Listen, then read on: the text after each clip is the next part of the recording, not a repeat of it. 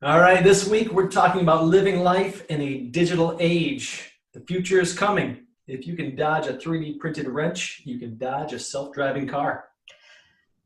The way people think are changing. As a result, people are taking charge of their learning and creating a shift in education. Technology is here to stay, people. Please quit bitching about it. 10,000 followers doesn't mean you have 10,000 friends.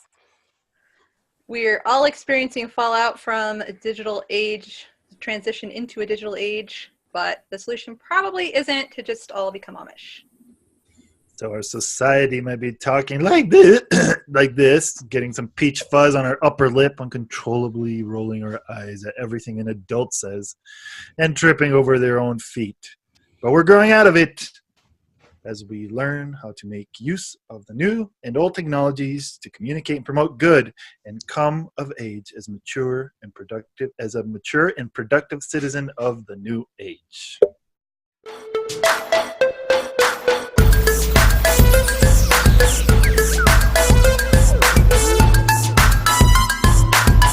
Welcome to the Epoch Podcast, your weekly dose of mental foreplay. I'm Matt. I'm Jen. I'm Austin. I'm Kat. I'm Christina. I'm David. And just like we opened up, we're talking about life in a digital age, and I can't help but think about how I kind of won the birth lottery when I was born. I was born and was kind of considered a micro generation, the Xennial generation, sometimes called the Star Wars generation, in that it's born from the beginning of A New Hope, 1977, and Return of the Jedi, 1983. And it doesn't really fit in Generation X, doesn't really fit in millennials. Yet I still feel like I can relate to both. I've got a foot in both. And I feel like I grew up as things were transitioning from analog to digital. Anybody else feel like they feel equally qualified to say the same thing? Or a different experience, perhaps? I think we're all millennials here, right? We're all born in that time? I didn't make it by a couple years by the dates that you're the baby. You're a millennial? How are you? Yes. No, I don't even know how to relate to you. How is she? In the words of that Knights Templar and like Indiana Jones, finding that cup of the Holy Grail, I chose... wisely. Yes, wisely. Yes, that's the one.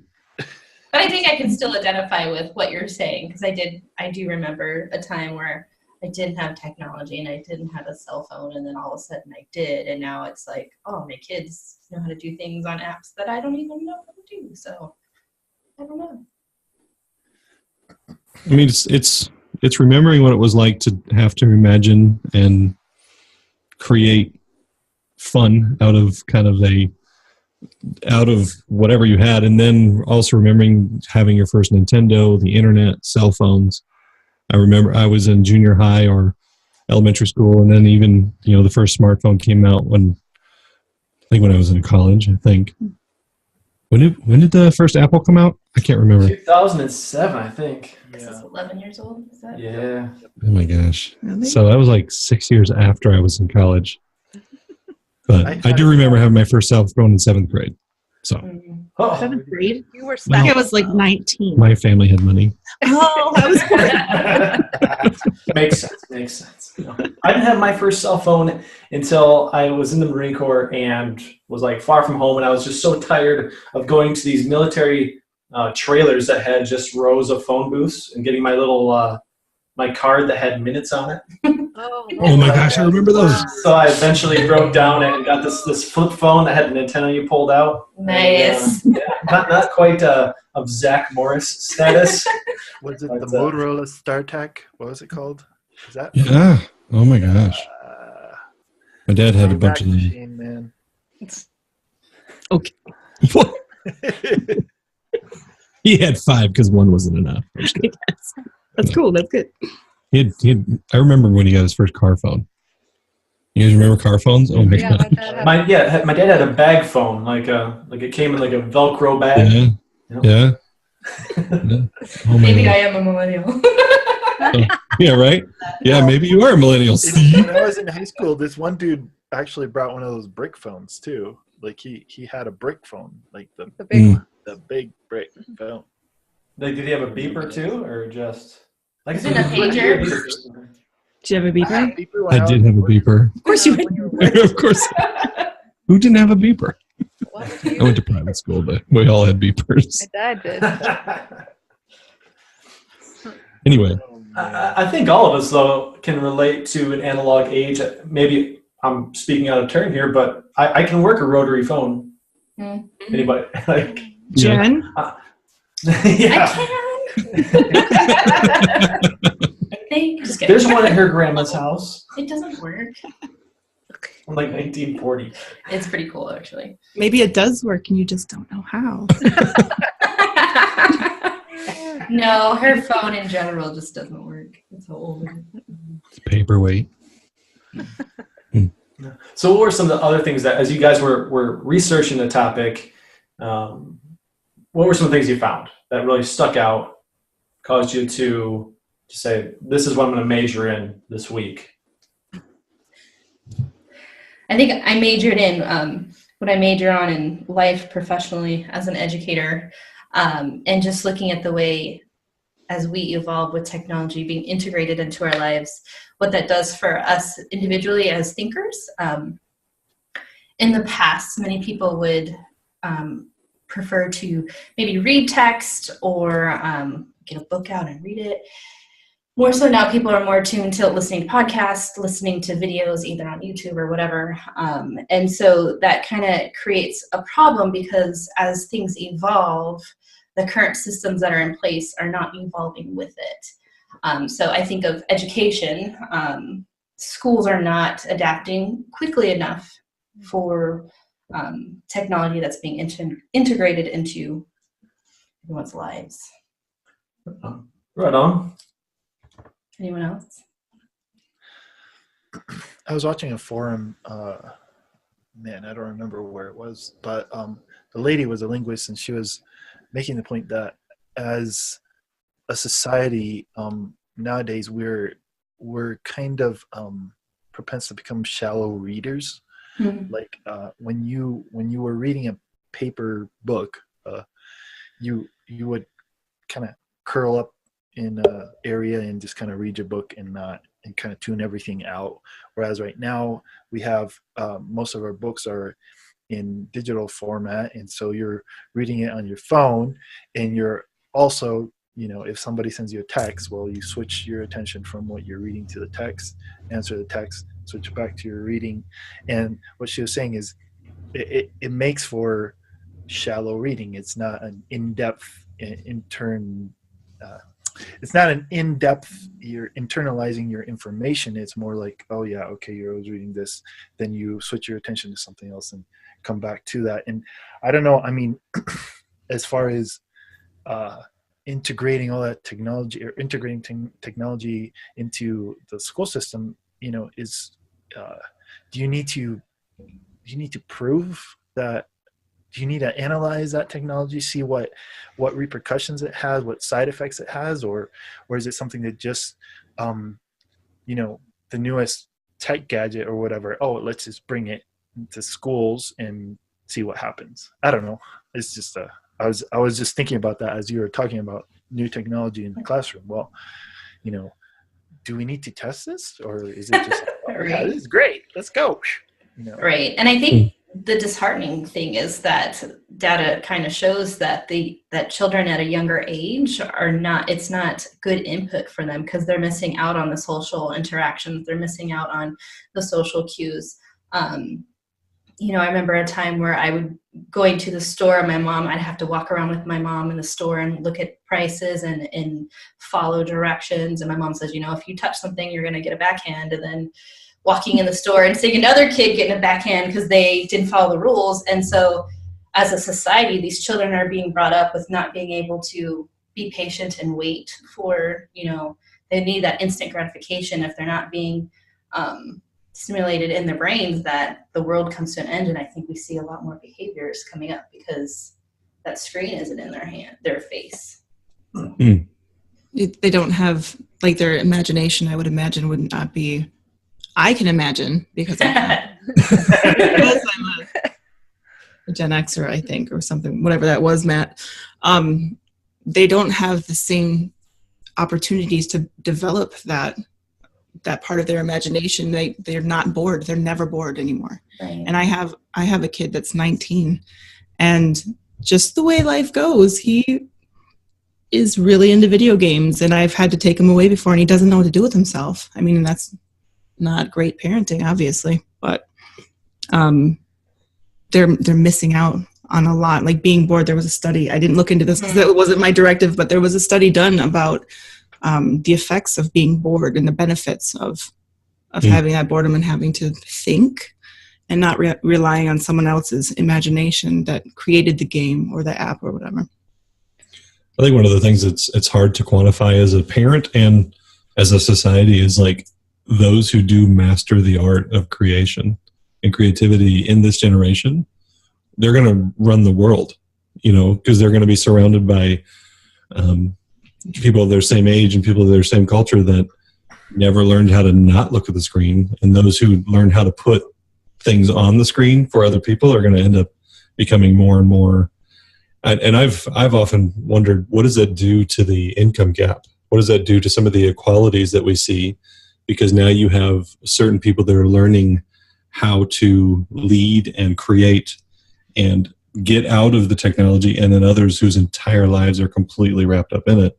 Is that I don't know if any of us can see that far down the road, but it goes well beyond just a person's individual experience. It starts to get into what is society going to look like, especially if we run out of imagination.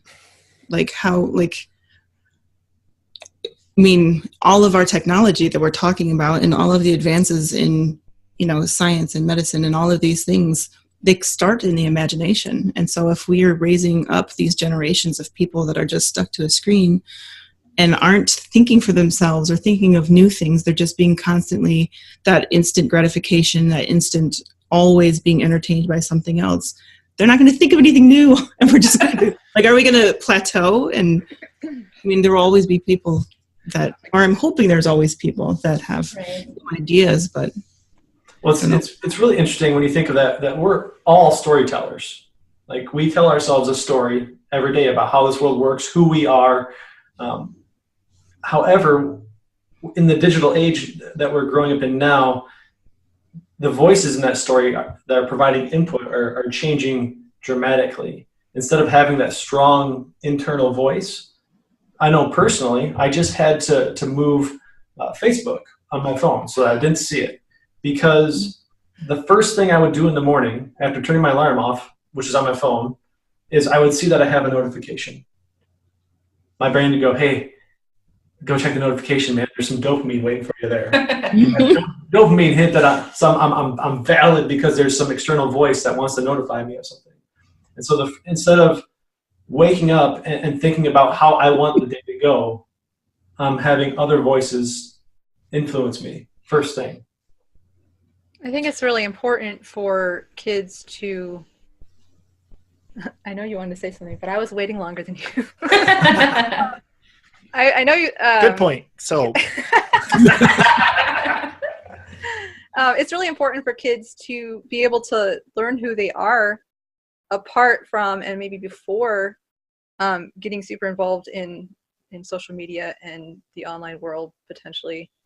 Because otherwise, yeah, like you're saying, Matt, the voices that are, there's so much coming at people all the time. And one of the terms that I ran across was the concept of mental white space. Like we don't have that anymore. And that goes along with the whole boredom thing. And yeah, boredom is important for creativity in a sense. And the mental white space concept, the constant input that everybody is getting, I think equals just a very much more shallow mental processing experience or lack of mental processing time, because but that's why meditation has become such a big thing. That's why minimalism and simplicity have become such a big thing, because people are feeling suffocated. Their souls are feeling suffocated, I think. And so there's this push for a new way of looking at life, for just even the concept of why, I feel like has become something new that past generations didn't think about. Well, I mean, they probably did to some extent, but like thinking about why they did something, I think it was a lot more probably along the lines of, this is just what you do with your life. You get a job, you make food, you have a garden, all that stuff. Like, I think the digital age has given us the concept of thinking about why we do things, because there are so many more possibilities now. You have to come up with a different filter. You can't not think about why, or life is just slapping you in the face all the time. I mean, like, it's a lot. I feel overwhelmed a lot, just because there's so much information. And I don't know if it's, I would like to know how you guys experience it. But my personality, at least, because there's so much more information, I feel like I need to research more about everything in order to make the quote unquote right decision about stuff. Knowledge to me is weighty, or the potential of knowledge is weighty. And I'm curious if it goes with and I know David wants to talk. I know. Well, But the thing is, you crossed into 2 points. I know. And I had have lots that. of other I'm like, points from "Darn other things people gummit." were saying. This is difficult with so many people. In the age of information, ignorance is a choice. Yeah. That was just a cherry on top of what I was hearing Christina say. But, okay, so I was going to go in here and make this observation because of the baton guy that we had talked about earlier before. Alain de Botton? You curated on, that one.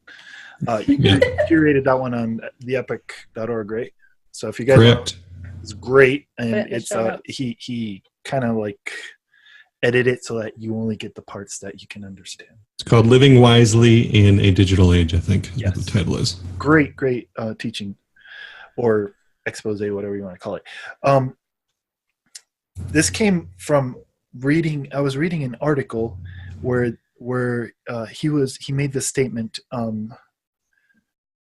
that was written, I think, don't quote me on this, but I think it was written by Francis Bacon, called "Knowledge is Power." That statement, knowledge is power. And when he wrote it, knowledge, or quote unquote power, was only something that was available to the few. It was not, people did not A, know how to read that well, or hardly anybody knew how to read, and B, did not have access to books, because books were very expensive. So only the elite had power. And now it's a level playing field, if you will, that we have access to unlimited knowledge. I mean, you want to learn how to do anything, go on YouTube, go on Google it or whatever. And Alain de Botton was saying that is a curse, because we have so many options. We can learn so many things that we don't end up learning anything. Yeah. That it's just so much we don't get. You will either not go into depth and not know enough about it and act on that limited knowledge that you have, or just be the whole concept of paralyzed by the amount of things, the sheer vast amount of things that you can learn, that you won't do anything. And he says that that's also something that's hurting our young people, because they feel like they can be anything, they can do anything.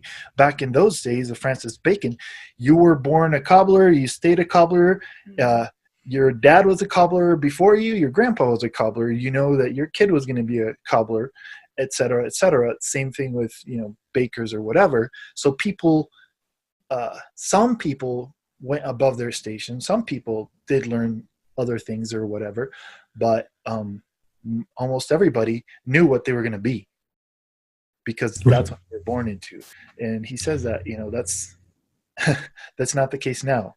You're born and you have a vast amount of experience, and he said, because you have that possibility, seeing that there are people that succeed, seeing that there are people that make it so much higher than you will ever be, or you feel like you will ever be, is a source of depression for some people. Oh, I have all these options, but I didn't make it there, so I must be a piece of crap, you know. Yeah, there is a double-edged sword to telling people they can be who they want to be. I've been telling people that for years, and there's certainly a classification of people who hear that as, well, then therefore I'm currently not enough. Yeah. Right. And that's what that Christina, you mentioned something about finding, like, this has kind of forced a society and our culture to start asking a question we've never had to ask before, which is why. And I think, to me, if you find your why, then you narrow down that vastness that you're talking about, David. Like, if you find your why, then it becomes pretty dang clear who you want to be, what you want to be, what you want to learn. But I think there's a lack of training and a lack of, I don't know, cultural norms around finding our why, because we are only 1 or 2 generations away from, if your last name is Baker, then that means that's what you are, right? So, yeah, there has to be cultural practices that help children find their why. Then you can narrow down that vastness, but we're kind of stuck in between, as we've been talking about. I think there's a lot of guff thrown at the millennial generation as being this, like, they're kind of portrayed as these petulant, whiny, like, well, I only want to do things if it makes a difference. And I'm like, that's legit though. Like, what's the problem? But I think that goes along with what Christine was saying with having to ask why. Like, you don't just go get a job somewhere punching a clock 9 to 5 until you retire or die. Like, that's not enough anymore, because we know all of these possibilities. We know that we could be anything. And so we do have to ask ourselves why. And that's what this generation is doing. And it's exciting to see. Like, it's a little, they're kind of floundering right now, because there are no, what are the words? Cultural norms? I guess, yeah. There's no, like, structure to help them get to that point and to understand or decipher all of the options. There needs to be a quiz, a Facebook quiz. It's really interesting that in all of this, it sounds like knowledge is being devalued, and that wisdom is now kind of is rising, because the ability to add context to knowledge, the ability to add insight to that knowledge, that's something that isn't widely available. When you find somebody who can add that insight, that can add that context, all of a sudden, it's when I was going to school, gaining that knowledge was a big deal. But now it's, Google it. I still remember my math teacher saying, "Hey, you're not going to have a calculator on you the rest of your life." Oh, Whoops. And so it kind of goes back to what Jennifer was talking about, how this, we have this gigantic education system, and it's designed to not be very agile. No. Well, it's designed for an industrial age.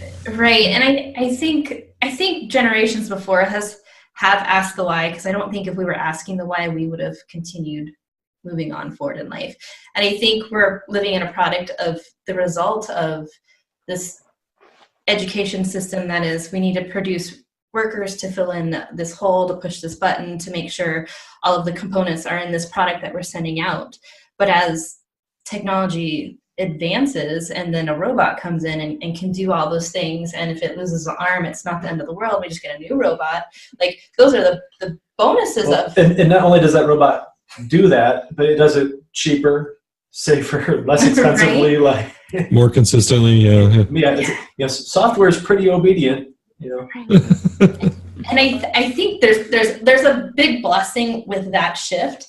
But I think yesterday we were watching some commercials, and there was a point where I see it in the marketing and in commercials that they're bringing in examples of, they've got the little robot AI dog bringing you your package, and they've got, this robot's going to take over my life, and there's this shift of, they're dropping little nuggets and they're preparing us like, this is on the way. How are you going to adapt to it? And I think that's the why of why we're doing what we're doing, is that as a team, we can collectively research things, come together and say, hey, I read this. Is this cool? Is this bogus? What do you guys think? And then it's not all the pressure is adding on one person. We're learning as a group, and then we can share. And hopefully the people listening to us can hear what we're saying and help them learn. Sure. So one of the things that I'm taking away from that is that technology is coming. Like these things, it's here. Yeah, it's here, and it's not going away. And just to kind of to lay some context in some of the technologies that are changing the world right now. Earlier, Austin mentioned the iPhone. It's 11 years old. Bitcoin, a revolution in finance digitally, is just turned 10. One of the things that's popping up in documentaries right now is the effect of big data. Corporations like Google, Facebook, and then collecting data on millions and millions and millions of people. How that's affecting privacy, how it's changing the way that decisions are being made. We've got artificial intelligence that Jen mentioned that's making some gigantic strides in recent years. Self-driving cars are here right now, and they're not going away. I can put on a pair of VR goggles, and I can simulate it. Hypothetically, we could be in the same room in a virtual reality environment having this conversation. That's available right now. I mean, even the idea of 3D printing, there was a lot of hype a few years ago, but it's starting to catch up to where people thought it might eventually go. Anybody have any thoughts on the idea that technology is here, it's coming, it's changing things? What now? I can't help but hear some of this and go, okay, so there's this stuff going on outside. How do you deal with it inside, spiritually speaking? And for me, there is a component to fear and trying to in my New Age Christian podcast, I talk about fear a lot and how people it's like trying to bag up all the darkness in the room and take it out. Take out the trash. You can't bag up darkness. You just have to turn on the light, which means you have to replace it with something else. So when you look at this, a lot of people are afraid of technology. A lot of people wish it would go away. They wish it would slow down, whatever negative view people have of technology, it isn't going anywhere. And you can, scream into the dying of the light, but it's not going to go anywhere. So what do you replace that with? You can't bag that feeling up. So what do you replace it with? And to me, the answer is a measure of embracing it. And, I use the analogy of if your car is going 1,000 miles an hour down the road and it's scaring the crap out of you, what's better, taking your hands off the wheel and screaming, or grabbing the wheel, pushing the clutch, grab the stick, and starts doing your best to steer? Yeah, it's 1,000 miles an hour, and you're probably going to run into some people. But if you at least take some intentionality and engage the process, which is what we're doing here at the Epoch. I mean, we're clearly a group of people who see this. We are talking about it. We are embracing it. We're researching it. I know so many people that are our age, not to mention the generations ahead of us, that are completely ignoring Bitcoin and completely ignoring AI and completely ignoring all the things that are going to change their life 10 years from now. And 20 years from now, forget about it, right? And those of us who embrace it and grab the wheel and start steering this thing a bit have a chance to bring in the other values and to address the things that are scary and be part of the solution. And thankfully, there's a large group of people in the world that are doing it as well. But anybody listening to this podcast who's scared, I encourage you, get over it.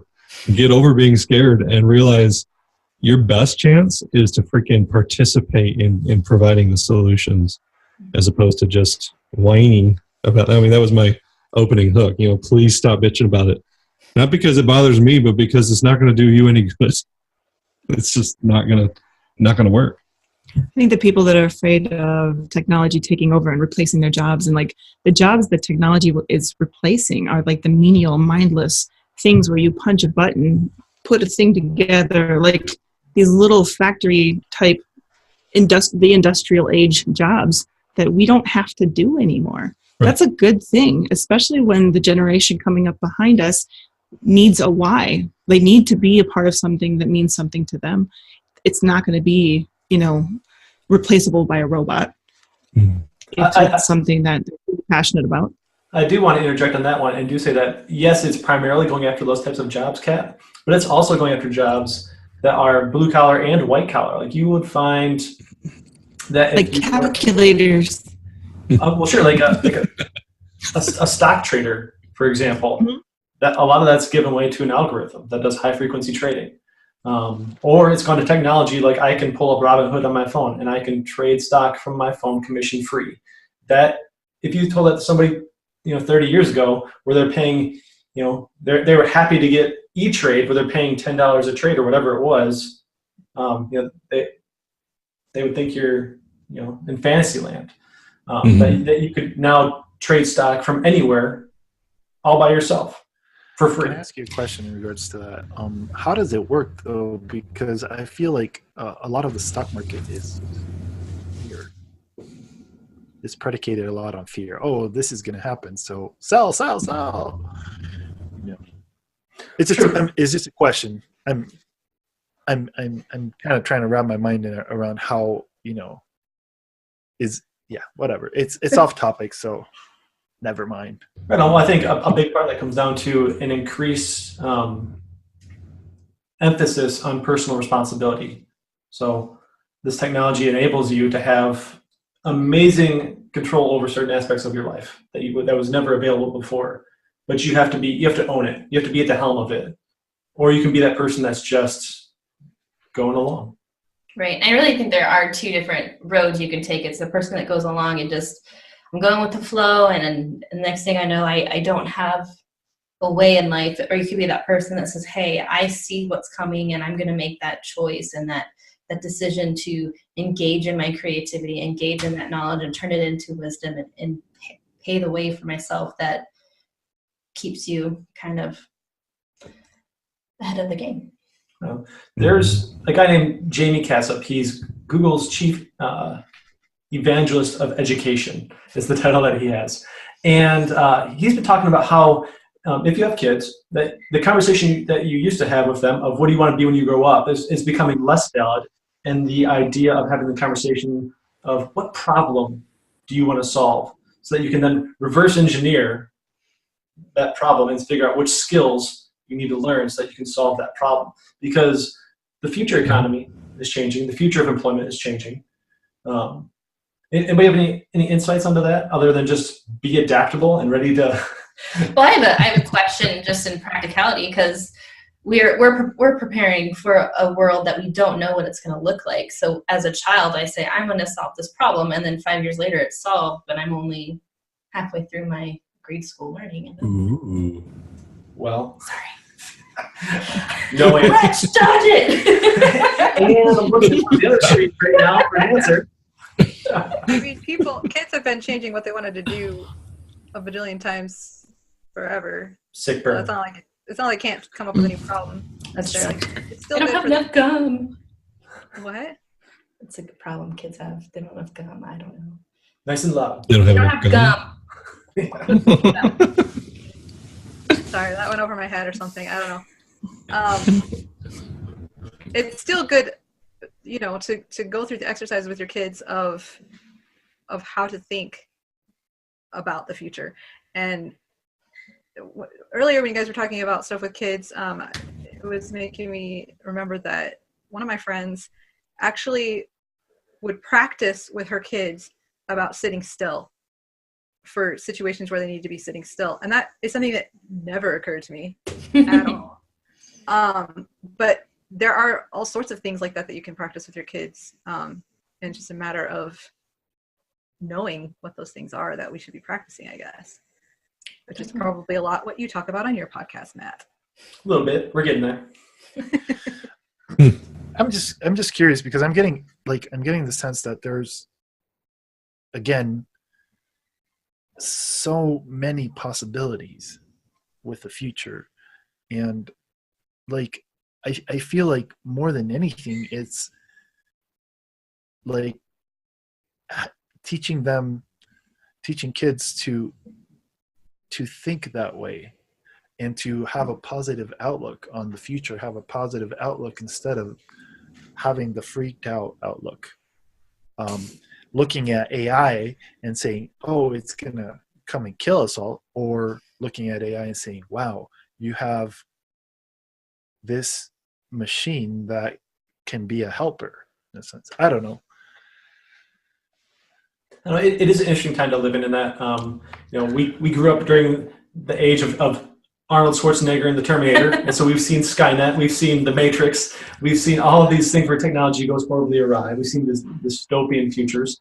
I can't help but think about how I'm still, when I go onto Reddit and I go through to certain subreddits, I still see people that are kind of obsessed with the idea of an EMP just knocking out the electrical grid and resetting all this technology back to zero, and that it's all going to be about who has these basic farming skills and country living skills. I think it's so easy to go down certain avenues and get caught in like a positive feedback loop where you don't really allow yourself to consider other possibilities. I mean, the future to me looks incredibly bright. But at the same time, I'm also open to somebody who says, well, hey, things looked really good in the roaring 20s, right before the Great Depression. So, does anybody have any thoughts on the idea of where things are trending right now?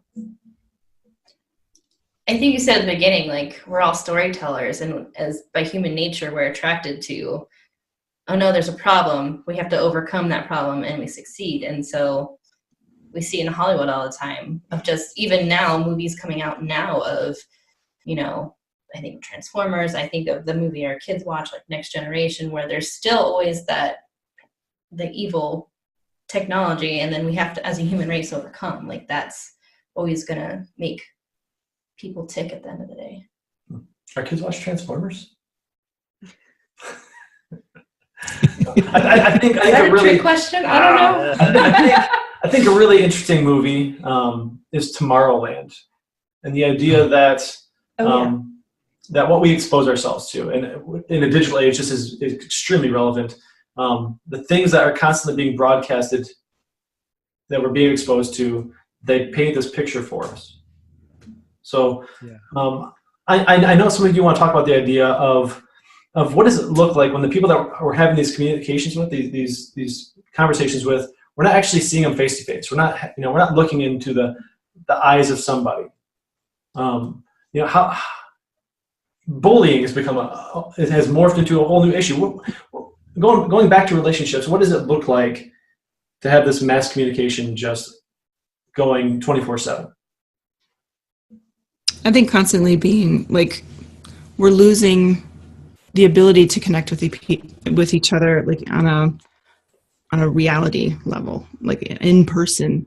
Because if you think about it, like even if you go out to eat and your friend uses the bathroom, like you don't just sit there and look around and like take in your surroundings, you're on your phone. Or if you're, waiting in the doctor's office, you're not talking to the person next to you. And that might be weird anyway, but at a doctor's. So what do you have? Like, what are you here for?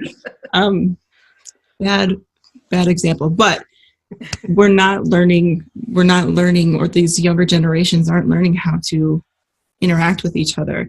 And that's I think it's going to cause problems with the fact that it's wonderful that we can find these communities, like we can find like-minded people all over the place. There's like forums and there's groups and there's Facebook groups, like all of these things where you can find people that think just like you, which is wonderful, and it's good for support and stuff like that. But if you're only spending your time in these bubbles of people that think just like you, how do you learn to interact and work with and value people that think differently than you? And bullying is become, like, bullies have always been around. That's not a new thing, but they have this intense potency now in this far-reaching, like, it's not just at school. There's no rest anymore. Like, it's social media, it's texting, it's all of these things. And I lost my train of thought. And done. But to me, the fact that you have these multiple communities, it does provide the ability to identify very closely with a lot more people. And it also, what I've seen is it also provides the ability to get into arguments based on ideologies. Back in the day when you didn't have a community all over the world, but you had a community like within your, the nearest community around you physically. So when somebody said, "Oh, did you hear about what happened to so-and-so?" Whether they were white, black, boy, girl, young, old, because you were geographically connected, there was a community around that. Now you can have Black Lives Matter and the KKK, and you can have the why use those? Why use those? I said white, black first. Okay, White Lives Matter. Is there one of those? I don't know. Anyway, the point being is you can have these extreme groups that you feel comfortable being extreme in. Mm-hmm. And then you go hang out with your not so extreme friends in some other group where you're like, "Oh, I like to play Rocket League on online," and that's one of the things I do, right? And suddenly a guy who feels comfortable in one group being a KKK member says something on this group, and now it's like the clashes are so much more stark because you don't have the variety in your communities. They're so specialized now that you have to be a chameleon to go into these other communities. As a lot, I think all of us are on this call at least grew up Christian, right? And it's no different. A lot of the denominational concepts, you don't get Baptists going to Pentecostal groups and Pentecostals going to Catholic Church and the Catholic Church going to the non-denominational. Yet we're doing that all day, every day online, right? And we wonder where all of the discord is coming from. We're wondering where all the lack of civilities come from, because we've adopted a way of living that allows us to be extreme and be celebrated for it. I think there's a reality to the anonymity that virtual communities bring, and that it's a lot easier to say things like, there's so many things that are said online, like say that to their face and not get punched indoors. Right. People are so ballsy now because there's no consequence. There's no real consequence. And there's bullying gets glorified? What is it? Glorified? The attention? Not glorified. Yeah, no, not that. No. Oh my God. I'm sorry. Oh, the editing. Bullying gets, what is this word? It gets bigger and bigger. What's the word? Oh. Magnified. I lost the train of thought trying to think of a word. Fuck. It's gone. What were we talking about? I was trying to think of the word and I lost the thought. Intent? It gets... Oh, go ahead. Sorry. Nope. If you got it, because I don't. You were saying that bullying gets intensified. It gets way bigger than it has more influence in people's lives. Is that what you're trying to say? What did I say just before? I'm so sorry. My brain is melted. I think if you think back to what Austin was saying about the communities, so back in the day when you had a small community, if someone said, you have a terrible haircut, 20 people knew about it. But now it's like, well, I took a picture of your terrible haircut, I posted it online, and then people all around the world are seeing your terrible haircut, and now I'm an idiot. It just magnifies and magnifies. Yeah, it's fucking me. We're not soliciting that kind of thing on the podcast. In spite of all the practicing.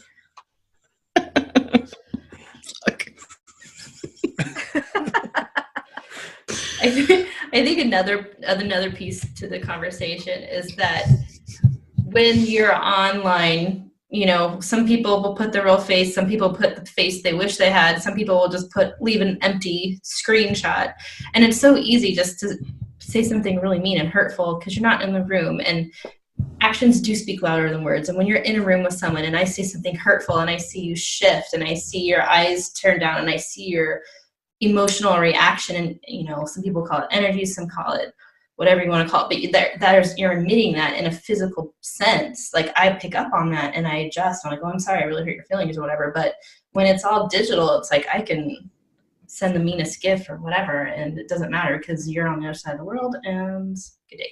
So, well, and punctuation matters. I'm just going to say that. Let's eat grandma. I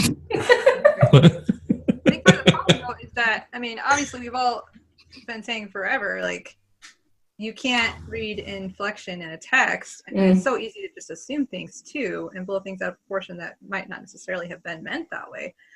But ultimately, technology is a tool, and like any tool, it just enhances whatever is already there. It's not, I don't believe that it's really creating anything in people that wasn't already like a seed in them. It just gives them free license to be, that's what I was getting at. Free license to be an asshole because there's no consequences. And that's the thing, like bullying can escalate to such a drastic point that it's causing suicide in kids. Right. And even that, because there's such a disconnect. They're not seeing each other face to face. They're not seeing the effects of what they're saying.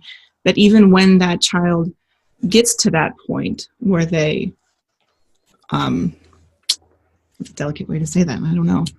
There isn't one because it's choose an awful. But alternative.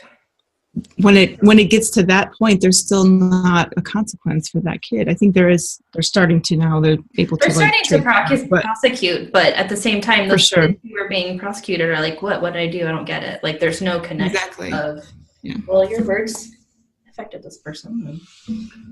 So, with these negatives that are here, is there any point to resist technology? Like, is there any virtue to being a Luddite? Like the guys who smashed the machines that were taking their jobs. Is there any virtue to that now? In the words of Liam Neeson, good luck. Actually, he responded to that, but the bad guy said good luck. I think of Office Space where they're banging on the computers in the middle of the field, and I'm like, that's probably some therapeutic. But at the end of the day, I don't think it's going to matter. Technology is still going to persevere. I do think there's... Go ahead, Christina. No, I was just going to say simply that, yeah, I mean, you can do that if you want. Like, you can live your life that way, and you can have a simpler life. That's valid if you want to do that. But, I mean, there's a lot of good that we're going to be missing out on if the majority of us do that.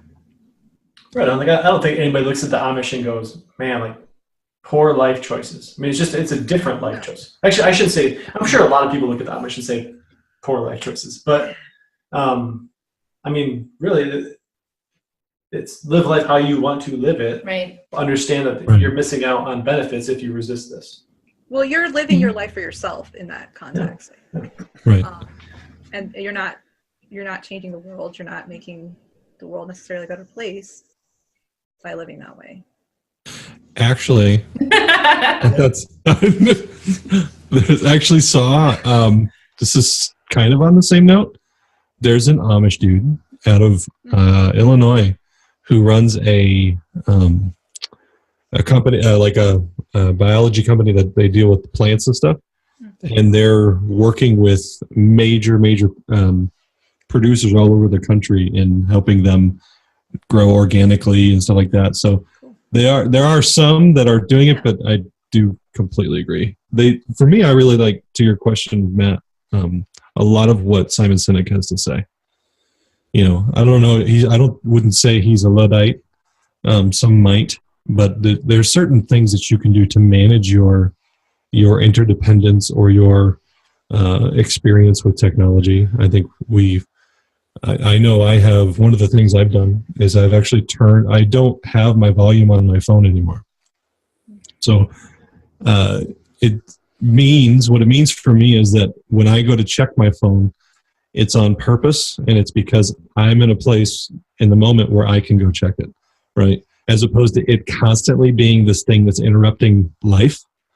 And so it's also caused me to be more intentional when I do get a text. Like, I try to be better. I'm getting better at not just blowing things off and everything like that. But don't make that face. This is better. It's better than it was. You're doing well. But point being is making small. I like what Simon Sinek says about, when you go out with friends and stuff, how the different games they play with putting their phones in the middle of the table, and the first person to check their phone has to pick up the tab, or everything like that. I think there's ways to honor honor the things that technology can still do without letting it ruin things that it doesn't do well yet. But yeah, I still believe. Go ahead. I was going to say, yeah. If you want to fight against it, good luck. There is a measure of just like it's not going to happen. But I still believe if you wanted to help, grab the wheel, participate, and in that, manage your experience with technology to protect the things you want to protect. Yeah, what I was going to say was that I think the talk that you were talking about that Simon Sinek had was in relation to millennials, right? Like they're figuring this out on their own. It's not like oh no, we can't figure out that we need to relate better to each other. Like they're figuring out ways to do it. And I think by and large, society is going to keep moving forward and getting better. It's not going to just self-destruct. Regardless what the news says. Oh my goodness. By nature, we're going to continue evolving. And it's not like we have to figure out how to make more efficient candles. We've had electricity and lights forever. Like we need to figure out how to make it a healthy and cohesive part of our life that adds value instead of freaking out that it's breaking the old systems that they needed to evolve anyway. So we just need to figure out how to do it in a healthy way. I think saying in a healthy way is really important too, in the sense that I don't know if you guys are familiar with Sebastian Maniscalco. I might have butchered his last name there, but he's a comic on Netflix, which thank God for Netflix, right. Another product of the digital age here. But he talks about how, going back to when he was a child, when somebody would knock on the door, like everyone would be excited to see who it was, and there would be food set aside just in case guests would come over. Like you weren't allowed to eat these cookies. These cookies were for guests. Don't you dare touch them. Whereas now somebody knocks on the door, you're like, turn out the lights and run away. Yeah, who's knocking on the door? Who is this? Who does that? What kind of psycho? What kind of psycho is knocking on our door right now? And just like the way we respond to phone calls, like people get visibly upset now. Like if they get a call from why didn't you text me? Or I just go to I'm in a phone call, or Matt calls me all the time. Yeah, because I'm kind of old school like that. I remember, standing by that phone waiting for the call of the big cord of my phone. I'd walk around. Once I got that call, all excited, nervous. Now nobody picks up my calls. Well, you can call me Matt. Oh, but his silence will be off, so he won't answer. You can call me when I'm ready to be called.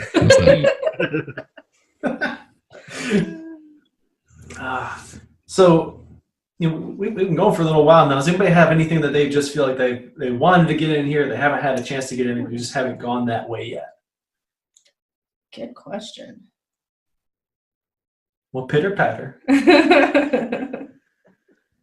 Doo-doo.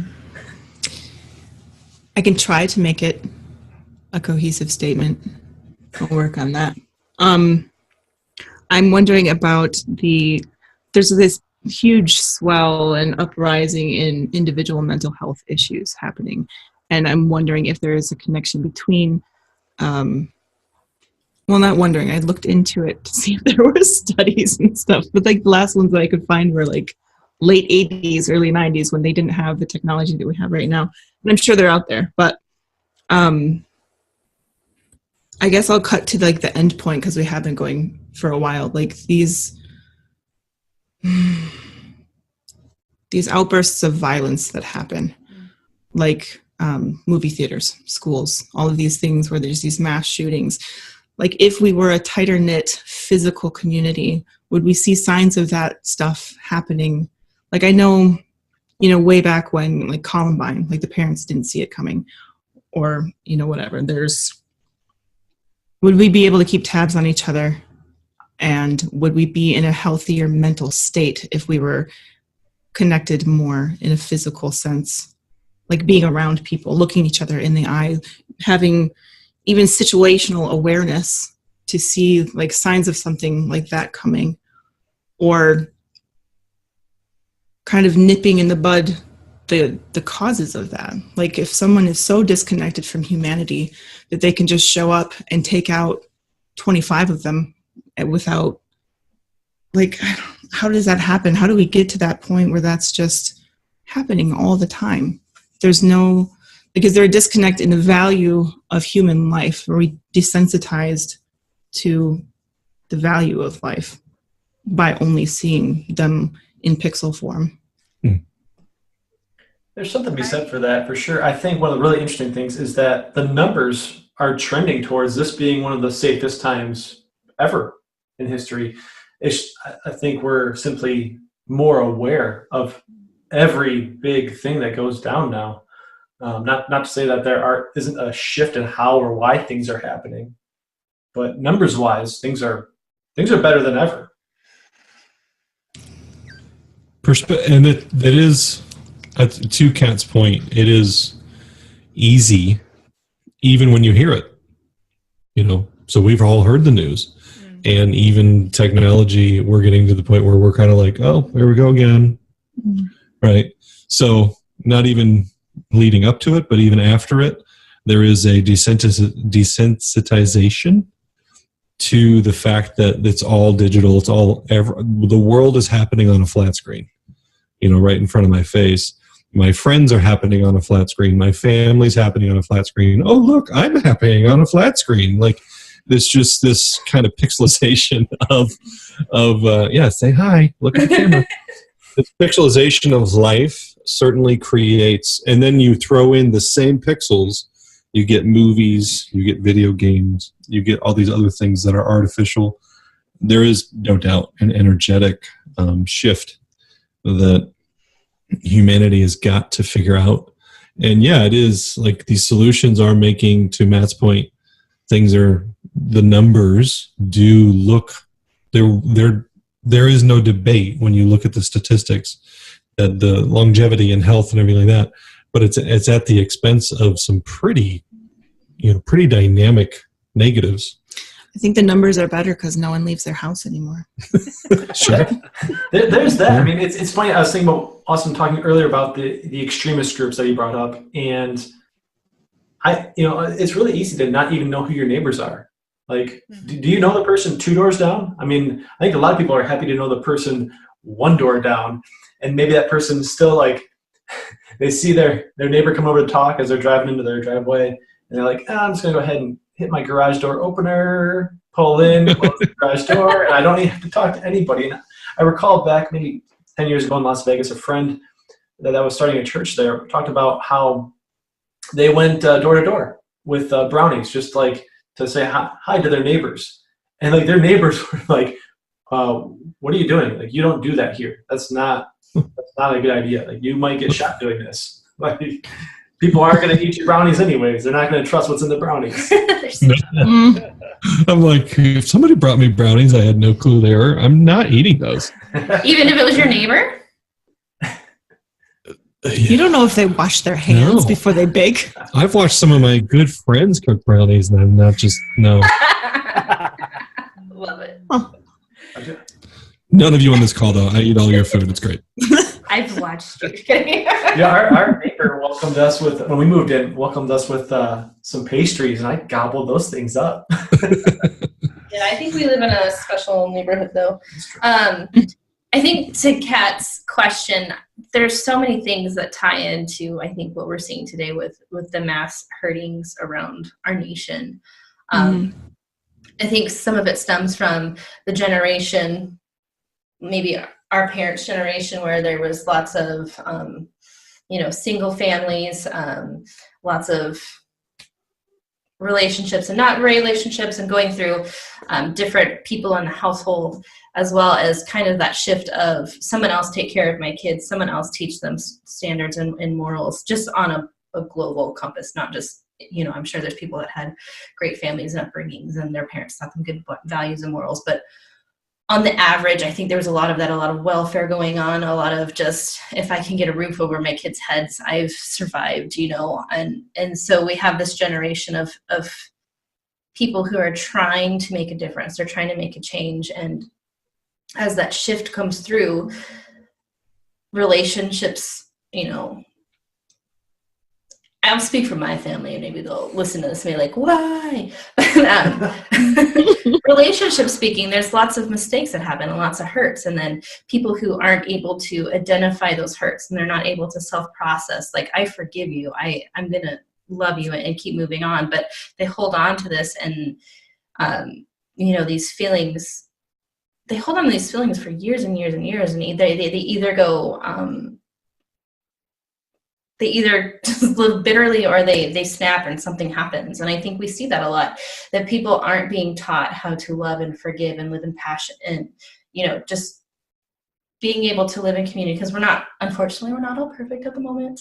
And we're going to say things, we're going to do things that are going to hurt other people's feelings, intentionally, not intentionally. And that whole process of conflict resolution is just not there, I think, in a lot of generations. And I also think there are signs and people either choose to acknowledge them or they don't, and they choose to act on it and they don't.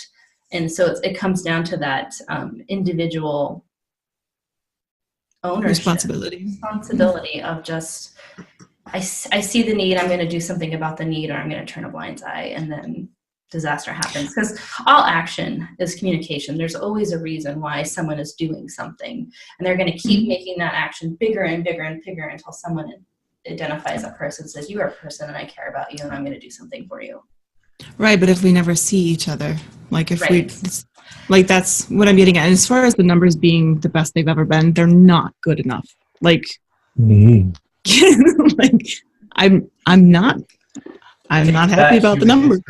I think about the ratio of just the news, like, you know, he's got a catchy slogan of being as a news person. If it doesn't bleed, it doesn't sell, or if it bleeds, it leads. If it bleeds, it leads. So we're brought up in this generation and this mindset that the world is coming to an end, and it's terrible because 75% of the newscast is horrible, and then they sneak a little 2-sentence blurb at the end, like, oh yeah, it was someone's birthday, they lived to 100, or this grandma was walked across the street by this young gentleman, yay, like literally a fraction of that. But what would the world look like if the news and people that were broadcasting on the internet, like, these are all the amazing things that happen. And I think there is a flip, because sometimes on social media, everyone's like, my life is perfect, and there's never, so there's got to be that balance. But if we had some more positive news stories, maybe I think there are good things going on. I want to touch a little bit on what you had said in regards, well, actually, your point and Kat's point, the fact that there aren't any consequences, and also the fact that even though there is conflict, there is no resolution to the conflict, because you don't have to have resolution to the conflict because there are no consequences. Right. And I feel like that's a lot of stuff on social media. It's a place where you can have conflict, not have any resolution, and not have any consequences. I think that carries over too with what Jen was saying about, you know, people do show signs before something like that happens, and it, like, that general complacency or stagnation of conscience or whatever the heck is happening, and people, like, there are no consequences in the virtual realm, really. And so I think that mentality kind of settles in and takes root. And so when you see something like that, you're like, well, someone else will handle it, or, well, I would fix it if I could do this. Like, there's thoughts and I don't know, kind of a, And I'm thoughts and prayers. just going to throw this out here. I don't know if it has any validity to it, but, well, yeah, anyways, the numbers, conflict. The numbers might be, to put here these two thoughts, the numbers might be better because nobody gets out of their house. But if we count all the conflict that we've had on social media, or all the times somebody has said something the virtual fights. abhorrent to somebody else Mhm. as an incident, would the numbers be as good? You know what I mean? I guess in my, Go to like one forum. the truth about numbers is you can find what you're looking for Right, with numbers. Always. And that is, again, we can bundle up all the darkness and try to put it in a grocery bag and take it out the door, or you have to replace it with something. And so what is the solution to this? What is the solution to having a world that is easily disconnected from reality because it is so digital and virtual? It'd be nice to say become a Luddite and just ignore the technology. But there's got to be a group of people, and there's multiple groups of people acknowledging this crap, and then realizing, okay, how can we use technology to solve these new problems that technology has created? Because that's really, it's kind of the idea of going through a gauntlet, if you will. At some point, trying to stop and turn around is just going to get you killed. So you just have to keep going. And we are into a level of technology where the only way through is out, or the only way out is through. Like, we just have to keep going straight. And that to me is, and I think there's a lot to say about the news, about the politicians, and about the culture that's surrounding it. That is a whole nother podcast. But nonetheless, technology has its fair share of responsibility.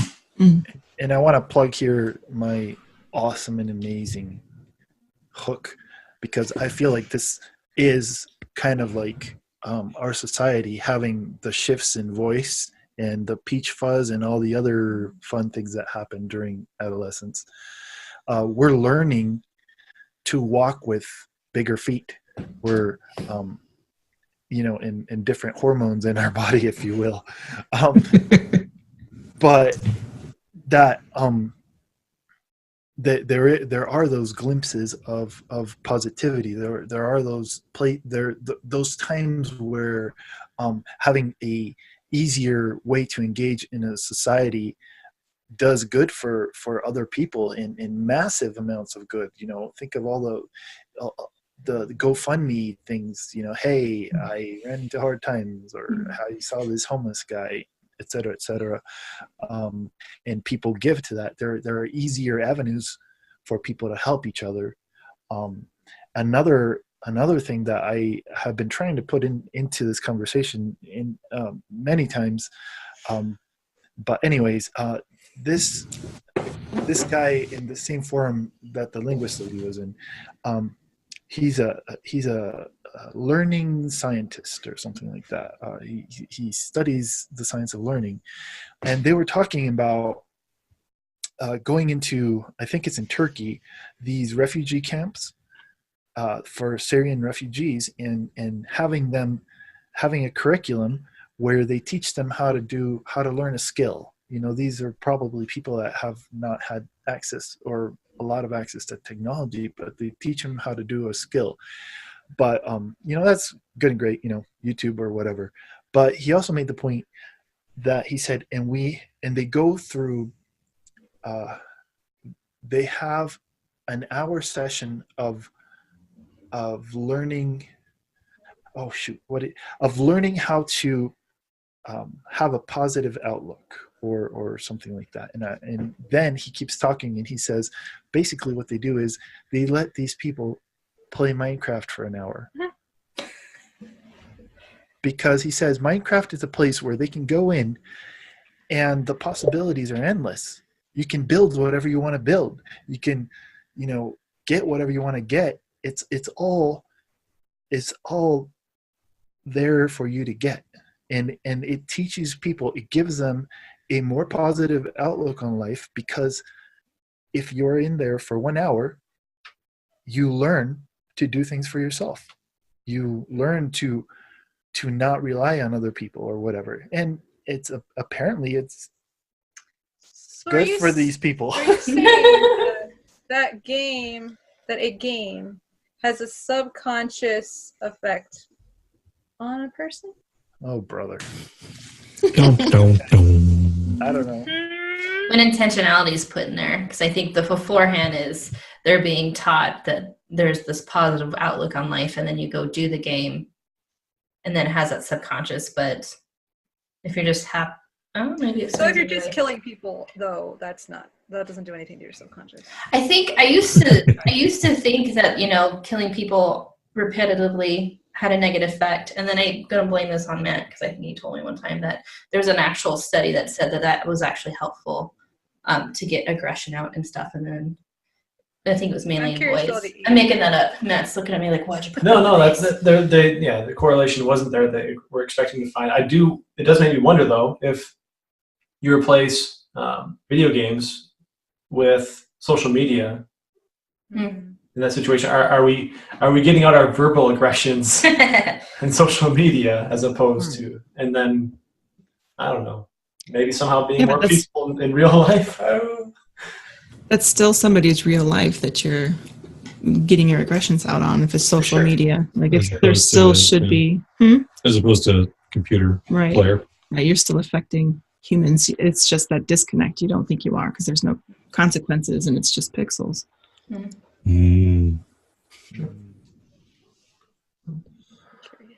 Yes. Curious. I think it's about that time to go around the circle. This is your last chance to get us going here. You got anything? I think when it comes to charting new waters in a digital age, just be brave enough to be wrong and inspires others to make a difference.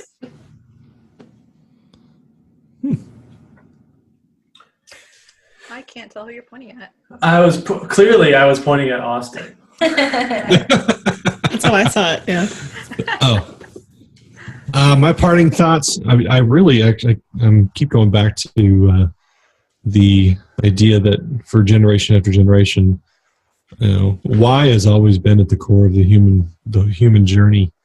But for many generations, it's largely been handed to you, and the why was survive. Right, put food on the table, keep your family alive, and survive. And the more and more those questions have been automatically answered by our society and by the creative capacity and humanity, the more and more we've had to find new answers to why. And I think that's a really, for me, it's a pretty dynamic takeaway from this conversation. Just realizing, oh my gosh, humanity's feeling that stretch. Why was a foregone conclusion in many ways. We've always asked it, but it's always been kind of pretty obvious. Why go to work? Because I need to eat. Now. Why go to work if I'm not fulfilled? Why go to work there's just a lot of different dynamics to that question. My takeaway, I guess, is don't be a dick. But also going back to the, I can change it. I'm gonna cut that. But really, like, hit on toxic masculinity. Is that what you're trying to say? I'm sorry. We didn't even talk about that. Did you just try to mansplain my closing statement? Oh my goodness. But going back to the why question, or the asking why, and Jen's point, she's like, well, we've always asked why, and that's how we've advanced in civilization. Only a select few people had access to that question. Only a select few people had the platform and the foundation to be able to ask that question in any sense of with any weight behind it. Most people were literally just trying to survive. And so now we have, everybody has access to why. But yeah, no, really just don't be a dick. The end. I think for myself, something that I at least thought through this process was just the concept that we need to stop feeling guilty about technology and having that mental fragmentation of this is my digital life and this is my personal life, and the digital stuff is more shallow. There's just been a stigma about all of that. I feel I think part of the tension that we have felt is not allowing ourselves to come into alignment as a whole person and recognize that digital life is life also, and allow ourselves to move forward in a more cohesive way as people, and not and get rid of that stigma of digital life is not valid or it's less important or whatever. Moving forward, I think we need to bring those spaces together mentally and be a whole person with that digital aspect. What I kind of gathered from this is that we still have ways to go as far as society, but we need to learn to have a positive outlook. We need to learn how to react positively in a positive way to new technology, to these things, and more than anything, teach our kids how to react positively to this kind of stuff and how to use it responsibly, because I feel like the growing pains that we're having right now are in large part due to the fact that none of us really knew how to use this technology, and we kind of learned as we went, and a lot of people have made mistakes in the way that they use it, to say it nicely. So have a positive outlook, learn or use new technology in a positive way, and move forward, not move backward, not turn it into a crap. Don't turn it into crap. Yes. Not forget good words to speak. What's it? Dark Ages. That's the word. Not turn it into the digital dark age. Anyways, yeah, sorry. There. The end for me. I would end by saying that there's a lot of value in the old ways, in the analog ways, and that shouldn't be lost. However, I like to focus on the children, and I think that we need to be preparing our children to walk into the world that will await them as they become adults, and to be forward thinking enough so that they can have all the options open to them that we would want them to have. So with that said, I feel like we have thoroughly kind of worked this topic up for this week.